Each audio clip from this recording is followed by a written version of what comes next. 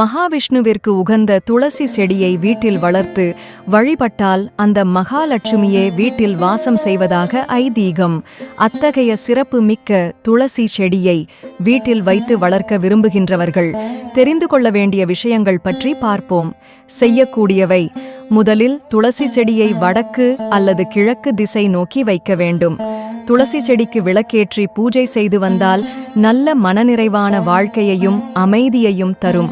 வீட்டில் வளர்ப்பதால் அறிவியல் ரீதியாக சுத்தமான ஆக்சிஜனையும் தருகின்றது. துளசி செடியை சூரிய ஒளி படும் இடத்தில் வைப்பது நல்லது. இது நேர்மறையான காற்று உங்கள் வீட்டிற்குள் நுழைய அனுமதிக்கிறது. செய்யக்கூடாதவை: துளசி செடியை தெற்கு திசையில் வைப்பதை தவிர்க்க வேண்டும்.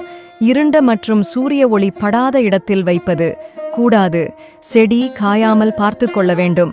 காய்ந்துவிட்டால் அகற்றி உடனே புதிய செடியை வைக்க வேண்டும். பூஜை செய்ய